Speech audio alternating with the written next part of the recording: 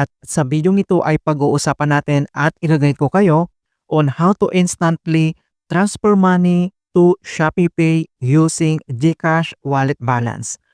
So ang next step ay kailangan mo lang i-open dito ang yung GCash app and then click mo lang. And then login lang tayo gamit yung ating biometric. So scan your fingerprint para ma-open kagad or ma-access yung ating GCash. So dito lang sa ating GCash profile homepage and then kailangan mo lang itap dito yung transfer. So dito na tayo sa bank transfer, kailangan mo lang i-select dito yung local transfer. So dito sa bank transfer then para mas mabilis natin mahanap yung ShopeePay, dito lang sa search dito sa pinakagitna, i-click mo lang and then i-type mo lang dito yung ShopeePay. Ayan, so type mo lang and then i-click mo lang dito yung kanyang search. At once tinype mo na dito yung ShopeePay and then automatic naman na mag-a-appear kagad dito and then next, kailangan mo lang i-click yan.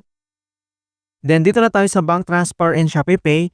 So amount, click mo lang yung box, enter mo lang dito kung magkano yung amount na ita-transfer mo. Kapag na-enter mo na yung amount, dito na tayo sa account name. So i-click mo ulit dito yung box, enter mo lang dito yung ShopeePay na registered account name mo and fill out lang natin. Once na-enter mo na dito yung ShopeePay registered account name and then dito na tayo sa account number.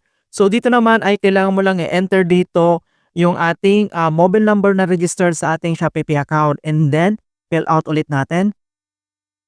And once nilagay mo na dito yung account name and then account number, double check mo lang kung tama lahat.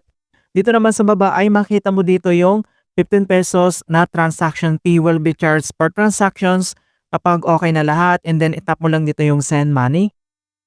And dito na tayo sa confirmations. So bank transfer, ShopeePay transfer to sa ating ShopeePay account and then makita mo naman dito yung kanyang admin fee na 15 pesos. Then dito naman, confirm transactions will not be refunded. Please make sure that account details and amount are correct. So kailangan mo lang i-double check tama lahat dahil hindi po nagre-refund sa GCash kapag mali yung na-enter natin. Then kapag okay na, check mo lang dito yung box, I confirm that the details are correct. And then itap mo lang dito yung pay. And then kailangan lang natin enter dito yung ating 6-digit authentication code na sinend sa ating GCash registered mobile number. Kapag mayroon na, i-click mo lang, enter mo lang siya, and then itap mo lang dito yung submit. Ayan. So makita mo na dito ng bank transfer complete, successful transactions are credited instantly.